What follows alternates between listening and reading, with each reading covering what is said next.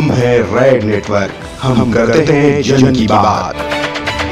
नमस्कार, मैं हूं योगेश चक्रवर्ती और आप देख रहे हैं रेड नेटवर्क। बिहार बाढ़ और कोरोना की वजह से करा रहा है।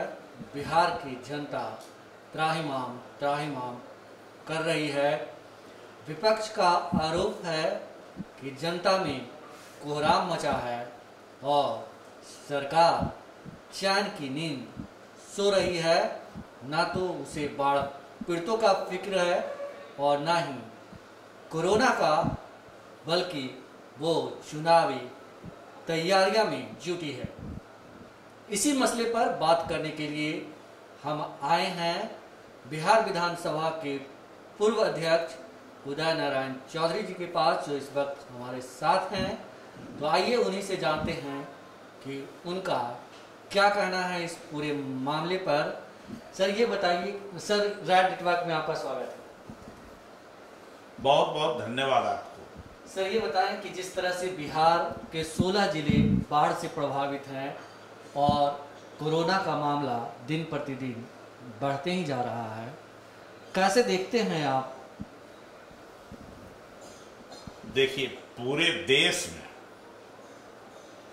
इस समय आर्थिक मंदी है और तंगी है और लॉकडाउन के कारण पूरा देश चरमरा गया है। चूंकि समय पर रोकने का काम भारत सरकार ने नहीं किया।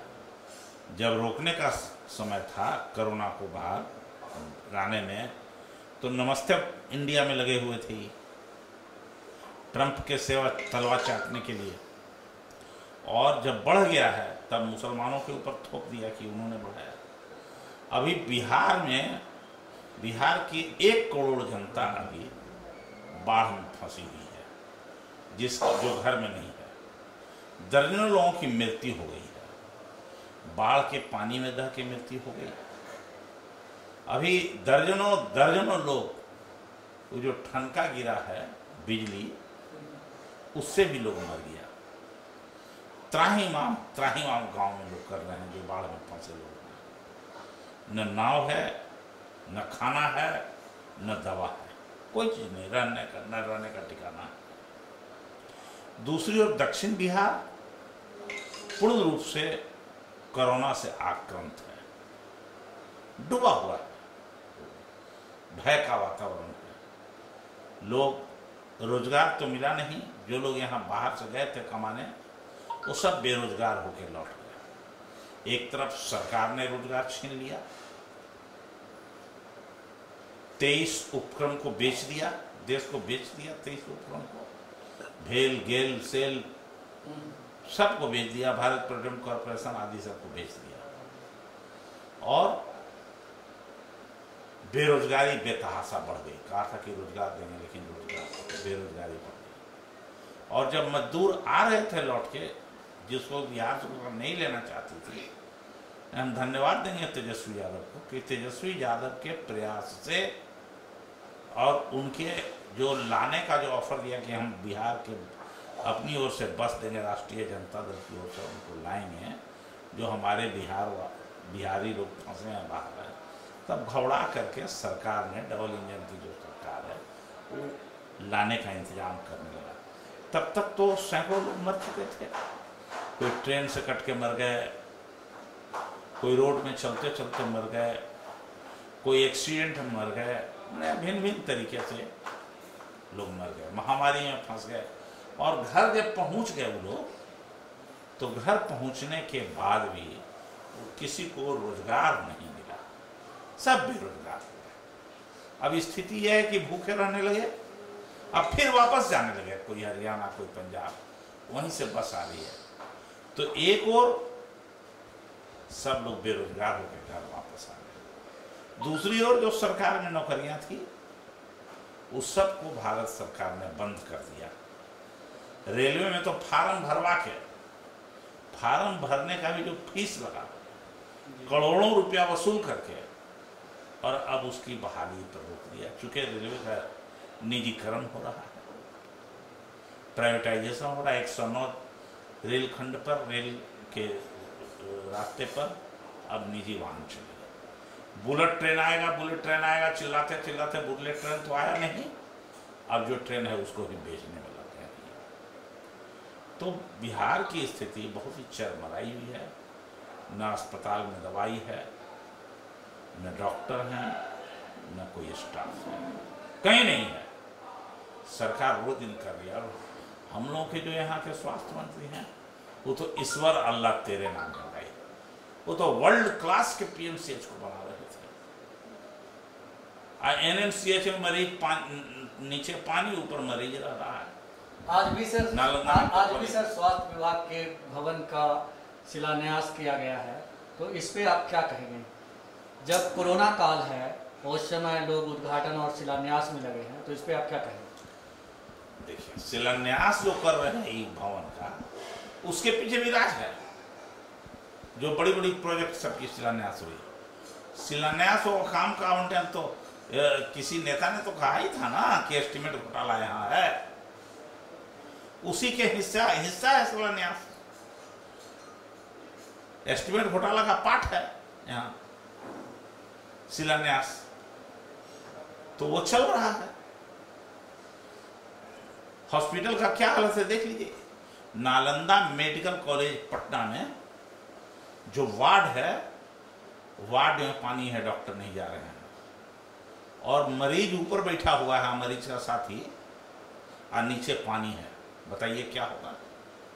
रोग फैलेगा कि लोग अच्छा होगा? अरे और तो और छोड़ दीजिए, यहाँ बिहार के ये जो विकासशील राज्य कहते हैं, जहां से आते हैं हमारे प्रधानमंत्री और गृह मंत्री, कल हुआ एक हॉस्पिटल में आग लग गया।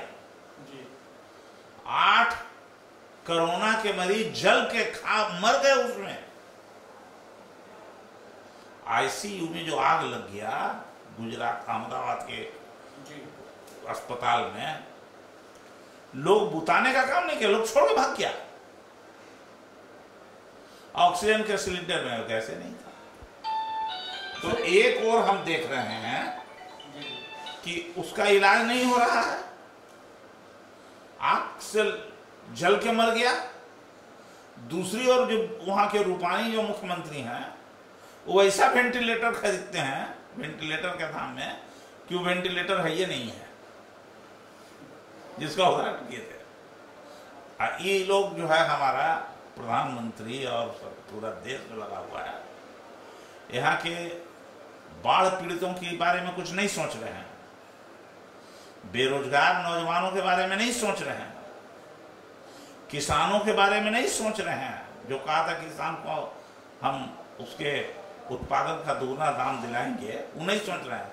ये सोच रहे हैं खाली मंदिर, राम मंदिर बनाने में करोड़ों करोड़ रुपया खर्च कर रहे हैं। दवाई और अस्पताल पर, सुई पर, डॉक्टर पर खर्च नहीं हो रहा, मंदिर बनाने में खर्च। तब तो कोई रोग होगा नहीं, सबका बेरोजगारी दूर हो जाएगा इससे। जिस तरह से सर कोरोना देश में, पूरे देश में मतलब फैलती जा रहा है, और सरकार का उदासीन रवैया, जैसा कि आपने कहा कि मंदिर बनाने में जुटी हुई है सरकार जो है कोरोना को उस तरह से नहीं ले रही जिस तरह से लेना चाहिए। अगर ये और विस्फोटक हुआ तो कह रहा है कि जल्दी ही भारत है जो नंबर 1 पायदान पे आ जाएगी और लोगों की मौत की संख्या बढ़ जाएगी। तो क्या लगता है कि ये सरकार सिर्फ और सिर्फ मंदिर मस्जिद करके लोगों को गुमराह करके किसी तरह अपने आप को बचाने की कोशिश में जुटी हुई है, जिम्मेदारी से भाग रही है? बेशक हमारा इकोनॉमी ध्वस्त हो गया है, काला धन लाने के नाम में नोटबंदी किया गया, 1 रुपया भी काला धन तो लौटा नहीं। कहा गया से काला धन नोटबंदी के बाद हो जाएगा तो वहां से उग्रवाद समाप्त हो जाएगी, आतंकवादी लोग यहां से समाप्त हो जाएंगे, उनका कमर टूट जाएगा। तो कोई आतंकवादी, न आतंकवादी का कमर टूटा, न उग्रवाद समाप्त हुआ, और न 1 पैसा काला धन वापस आया। जितना सरकार के पास था बैंक का पैसा, वो सब पैसा लगा। आज तक 4 साल बाद भी रिजर्व बैंक ने ये नहीं खुलासा किया भारत सरकार ने कि कितना काराधन वापस आया, आज तक नहीं इसे खुलासा। सरकार है कहाँ देश में? अब सरकार नाम की कोई चीज नहीं, अब तो डेमोक्रेसी भी खत्म हो गई है। जिसको चाहिए गिरा दीजिए, जिस सरकार को, चुनी हुई सरकार को बना दीजिए। एक तरफ मांगते रहे, राजस्थान का मुख्यमंत्री है कि हमको फ्लोर टेस्ट करने के लिए मौका दिया जाए, हाउस बुलाना चाहते थे, लेकिन तोड़ने के लिए वहां के विधायकों को लगे रहे लोग। और दूसरी ओर भाग नहीं जाए, रात के आधी रात के राष्ट्रपति शासन हटा करके महाराष्ट्र में और वहां ओथ करा देते हैं भोर में। क्या इस सरकार कर रही है? साफ साफ इससे भी नंगा के कोई और कोई घटना हो सकती है। दूसरे था महाराष्ट्र में, ये मध्य प्रदेश में जिस तरह से कमलनाथ की सरकार को गिराने गया, धन और पैसे के बल पर और सत्ता के बल पर गिराई गई सरकार को, कमलनाथ की सरकार। अब राजस्थान में लगे हैं उसके गिराने पर गहलोत की सरकार। तो चुनी हुई सरकार जनता के द्वारा जो है, इसको ये सरकार जो दिल्ली में बैठी है, सबको एक एक करके गिराना चाहती है और डेमोक्रेसी समाप्त कर दिया। कोई संस्था नहीं रहने दिया इन्होंने, सबको कमजोर कर दिया। सीबीसी हो, सीबीआई हो, कंप्यूटर ऑडिटर जनरल का ऑफिस हो, कोई भी ऑफिस, कोई भी संवैधानिक संस्था अब बच नहीं गया है। सबका कमर इन्होंने तोड़ दिया है, जानबूझ के तोड़ा है। तो देश से डेमोक्रेसी भी अब खत्म होने पर है। अब एक बात बचा है जो आज आपके माध्यम से मैं कहना चाहता हूं, कि मैं पूछना चाहता हूं राष्ट्रीय स्वयंसेवक संघ के जो सर संचालक हैं उनसे और भारतीय जनता पार्टी के लोगों से, हिंदू राष्ट्र कब घोषित करेंगे इसको सेकुलरिज्म हटा करके? अगले साल करेंगे कि अभी टाइम लगेगा? क्योंकि उनके एजेंडा में है। और दूसरा ये पूछना चाहते हैं कि पार्लियामेंट्री सिस्टम को हटा के प्रेसिडेंशियल फॉर्म ऑफ गवर्नमेंट कब करेंगे? ये सब का भी खुलासा इनको करना चाहिए। जिस तरह से रेलवे का निजीकरण करके नौकरी को खत्म कर दिया, जिस तरह से सरकारी सेवा में जो बहाली होती थी उसको खत्म करके सबको अनुबंध पर बहाल करना है। ठेकेदार को मिल रहा है 30,000 रुपया देने के लिए अपने कर्मचारी को, और वो दे रहा है 3,000 5,000। ये स्थिति है। सरकार नाम की कोई चीज नहीं। लाल किला को इन्होंने बेच दिया, छोड़े कहाँ कोई चीज क्या ये लोग? सर अभी जिस तरह से यूपीएससी का रिजल्ट कल आया है और जनरल कोटे में एक भी पिछड़ा दलित के जो स्टूडेंट हैं वो नहीं आए हैं, सब के सब सीटों पे जनरल क्लास के लोग आए हैं, तो क्या एक जो कहा आशंका जताई जा रही थी कि आरक्षण को खत्म करने की प्रक्रिया शुरू की गई है, तो उसी का नतीजा है? पहले ही सरकार कह चुकी है कोर्ट के माध्यम से कि जो जिस कोटि में है उसी कोटि में रहेगा, नंबर 1। नंबर 2, जो राइडर लगाया गया था कि 50% से ज्यादा आरक्षण नहीं होगा, उस राइडर को भी कोर्ट के द्वारा कोटे के माध्यम से उपाय करके एरिकेन प्रकार 10% सवर्णों को आरक्षण दे दिया। तो वही बैरियर टूट गया। और जो जिस कोटि के जो है उसी कोटि में रहने का मतलब है कि आप नंबर चाहे जितना लाइए, अगर दलित में है और सीट दलितों का एससी का 10 है, तो आप 100 में 100 लाइएगा तब भी आप 10 ही में रहिएगा। और अभी क्या हो रहा है? और 10% आरक्षण दे दिया गया सवर्णों को। वो आरक्षण जैसे प्रसादी समझ लिए दे दिया। अब एक भी थोड़े किसी को नौकरी मिलना है। नतीजा ये है कि बिहार पब्लिक सर्विस कमीशन का जब रिजल्ट हुआ पिछली बार आपने देखा, तो ओबीसी का पास मार्क्स जितना पर कंपीट किया है वो ज्यादा है, और जो सवर्ण आरक्षण से जो लोग आए हैं उनका कम है। तब भी उनका नियुक्ति हो जाता है। ये तो हम लोगों के सामने है। उसी तरह से यूपीएससी में भी हो गया, जहां से आईएएस और आईपीएस निकलते हैं, जहां से देश का शासन किया जाता है, वहां भी अनुसूचित जाति जनजाति का तो पोस्ट जरूर है, लेकिन जो ओबीसी का जो है उसका इन्होंने ठिकाना लगा दिया। लेकिन इसके बावजूद लोगों का आंख नहीं खोल रहा है, संघर्ष के दिशा में लोग नहीं बढ़ रहे हैं। संघर्ष की दिशा में लोग नहीं बढ़ रहे हैं सर। सरकार, बिहार सरकार भी है, वो चुनाव टाइम पे करवाने का संकेत दे रही है। कोरोना के मामले हर रोज बढ़ रहे हैं। क्या सरकार इसे मौके के तौर पे देख रही है कोरोना काल को, और इसे भुनाना चाह रही है, इसीलिए चुनाव का संकेत दे रही है? सरकार को कोरोना का वरदान हो गया। लॉकडाउन में सारे पाप को इसने छिपाने की कोशिश किया है, जो आर्थिक मंदी आ गई है उसको। और अब कोरोना के सहारे ही फिर से नई सरकार ये डबल इंजन वाली लोग बना लेना चाहते हैं। कोई तो रुक जाएगा नहीं बूथ पर, जैसे 7% पर सरकार बन गई थी कश्मीर में, वही हाल यहाँ भी होने वाला है। और किसी को ये लोग न निकलने देंगे और न वोट देने देंगे। जो जाएगा पीसफुल शांतिपूर्ण करके उसी में वो काम फिट कर देगा। यही कारण है ना कि हमारे मुख्यमंत्री का पीठ थपथपा रहे हैं लोग, कहते हैं कि वाह वाह नीतीश बाबू कहने को पिछड़ी समाज के हैं, और जो जिस कोटि में उसी कोटि में रहेगा बोल करके आरक्षण समाप्ति न करके अनुबंध पर बहाली शुरू कर दिया। जो नियमित बहाली होने के योग्य हैं उसको अभी कॉन्ट्रैक्ट पर रखा गया है। जैसे आज भी हजारों लोग हैं शिक्षा विभाग में, कुछ दिन के बाद कुछ लोगों का ही नहीं खत्म हो जाएगा। तो एक एक करके जो मैं देखता हूँ, किसी भी अवस्था में दलित पीड़ितों को ही मार खाना। आखिरी सवाल सर, इस कोरोना काल में तमाम तरह की परेशानियों से जनता जूझ रही है, चुनाव होने हैं विधानसभा के, आप बिहार की जनता को क्या कहना चाहेंगे? बिहार की जनता से मैं अपील करना चाहता हूं कि ये जो डबल इंजन की सरकार आम जनता के आंख में धूल झोंक करके हमारे संविधान को बदलना चाहते हैं, उसके बारे में ये सचेत हो जाए। और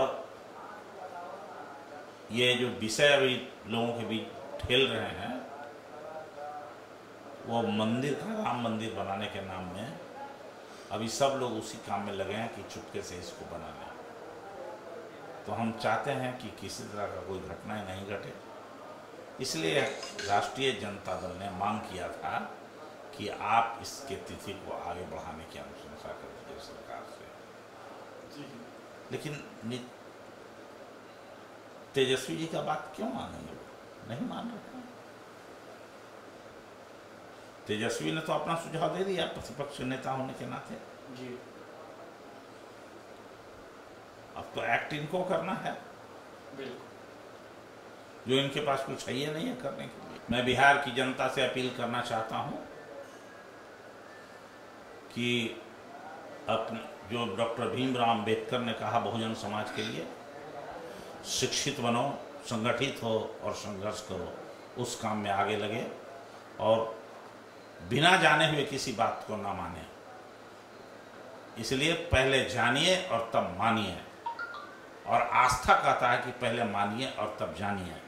तो ऐसी आस्था से दूर रहिए और जय विज्ञान जय संविधान के नारा को कार्य रूप में मूर्त रूप दीजिए, मजबूत कीजिए, आगे बढ़ाइए।